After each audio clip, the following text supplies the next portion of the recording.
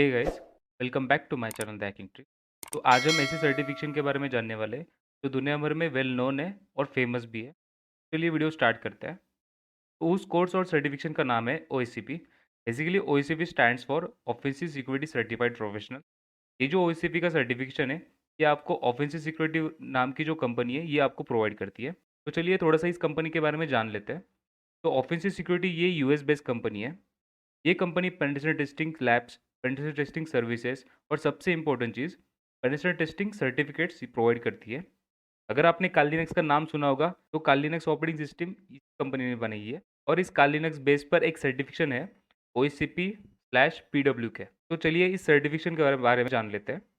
OSCP/PW के basically stands for offensive security certified professionals और PW के stands for penetration testing with कालीनेक्स।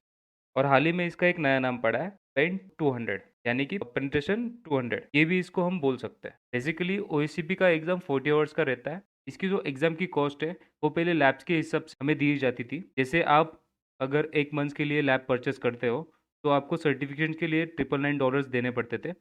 अभी इन्होंने वो ऑप्शन हटा के 90 डेज का कोर्स यानी कि लैब बाय डिफ़ॉल्ट हमको देना पड़ता है। उस 90 डेज़ की कॉस्ट हमें जाती है $1499, यानी कि 1,16,000 नियर अबाउट इंडियन रुपीज़। अगर आप इस एग्ज़ाम के लिए अप्लाई करते हो तो आपको कुछ बुक्स और वीडियो लेक्चर्स भी मिलते हैं।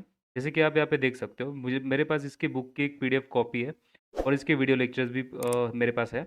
इस बुक का लिंक मैं आपको डिस्क्रिप्शन में डाल देता हूँ। आप वहाँ से ये बुक डाउनलोड कर सकते हो और पढ़ भी सकते हो इसे। अब जानते हैं इसकी एग्ज़ाम के बारे में। तो ओएससीपी का जो एग्ज़ाम होता है 48 आवर्स का रहता है। फर्स्ट 24 आवर्स में आपको 5 आईपी एड्रेस दिए जाएंगे, वो आपको हैक करने पड़ते हैं। उसका जो रूट फ्लैग रहता है वो आपको निकाल के वहाँ पे सबमिट करना पड़ता है।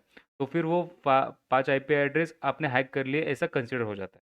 और बाकी की जो 24 आवर्स रहते हैं, आफ्टर 24 आवर्स जो एक जो हमने 5 आईपी हैक किए उसके बाद के जो 24 आवर्स रहते हैं, वो आपको रिपोर्ट जनरेटिंग एंड सबमिशन के लिए दिया जाता है। जो आपने 5 आईपी हैक किए, वो आपने कैसे हैक किए, आपको कहाँ पे उस पे वल्नरेबिलिटी मिली, वो आपको उसकी रिपोर्ट जनरेट करनी पड़ती है, डॉक्यूमेंटेशन जनरेट करना पड़ता है, क्रिएट करना पड़ता है और वहाँ पे आपको सबमिट करना पड़ता है।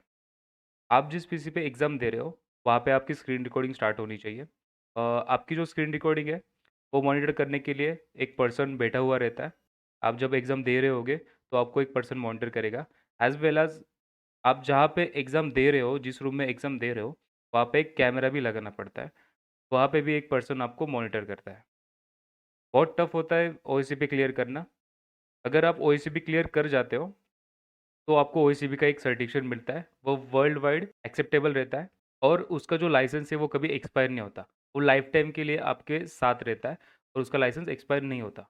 जैसे कि सीएस सर्टिफिकेशन है और इसी काउंसिल के बहुत सारे सर्टिफिकेशन है, इसका लाइसेंस 3 साल रहता है।